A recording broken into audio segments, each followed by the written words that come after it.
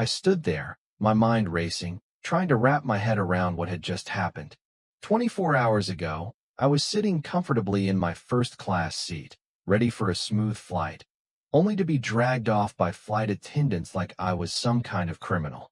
And it wasn't because I was causing a scene, or even because there was an issue with my seat. It was simply because the man sitting behind me, a white executive, wanted my seat, and the crew just gave it to him.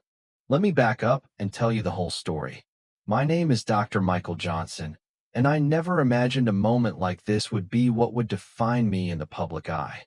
I've spent my life working hard, building my career, and breaking barriers in an industry that was never quite designed for someone like me.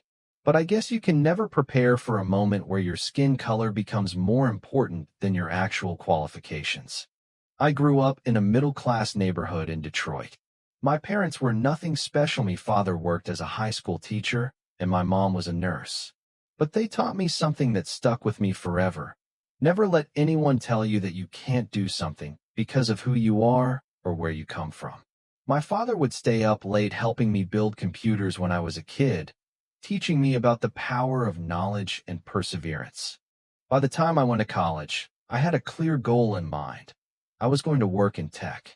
I was good with computers, great with math, and my dream was to make a real impact on the world. I got a full ride to MIT, and after graduation, I worked for some of the top tech firms in Silicon Valley. But reality hit hard. Even with my qualifications, I found doors closing because of the color of my skin. Time and time again, I watched as less qualified people who didn't even work as hard as I did got opportunities I'd earned. It was frustrating. It was infuriating. But I kept going. Eventually, I got a job at a small aviation software company, where I started developing a scheduling system that could optimize flights and reduce delays. I worked late, often sleeping in my office. When I finally presented my software to the higher-ups, they just brushed it off. "Nice work, Michael," they said, but never moved forward with it. That was the final straw. I left, taking my prototype with me. I used my SAVYNGS, about due law 50,000, to start my own company, SkyTech Innovations, from my one-bedroom apartment.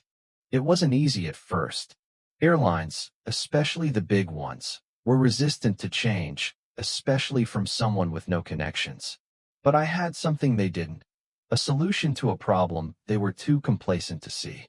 And it didn't take long for word to spread.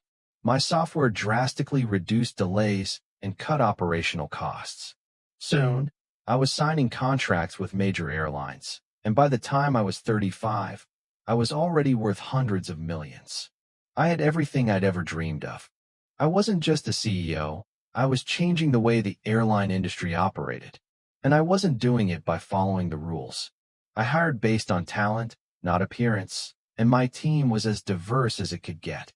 By 40, I had a global presence, with clients in every corner of the world. My company was the backbone of the aviation industry, handling everything from flight scheduling to in-flight safety. But no matter how much success I had, I couldn't escape the reality of being black in a space dominated by white executives. And that's where this story takes a turn.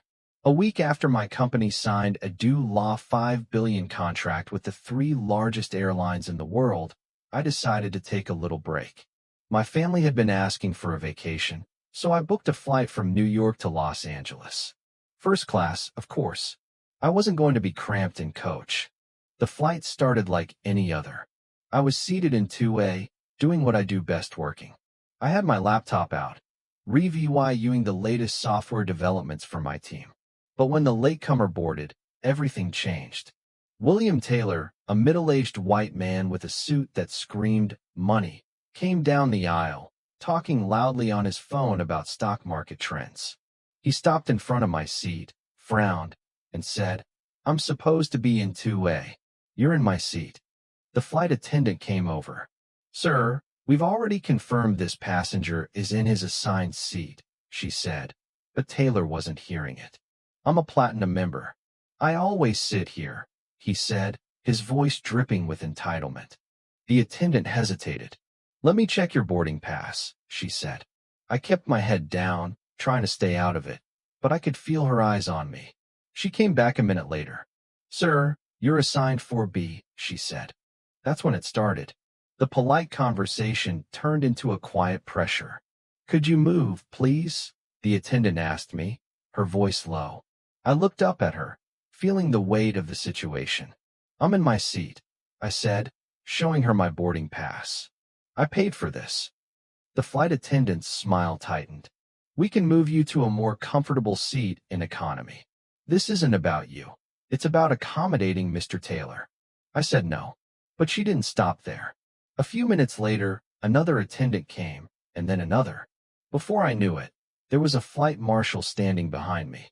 "Sir," he said, "we need to ask you to leave the plane." I couldn't believe it. Here I was, a man who built an empire from the ground up, being told to leave a seat I'd paid for just because another man wanted it. But I wasn't going to give in. I recorded the entire incident, capturing every humiliating second.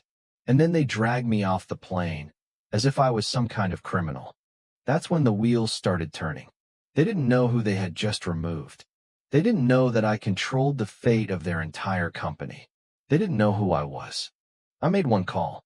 Just one. By the next morning, the entire airline industry was in chaos. Flights were grounded, planes were delayed, and millions of dollars were lost. The company executives were scrambling, but they couldn't fix the problem. Not without my software. I went public, and the world found out who had been kicked off that flight. The airline stocks plummeted. Everyone was asking the same question. Why had they removed a paying customer? Why hadn't they done their homework?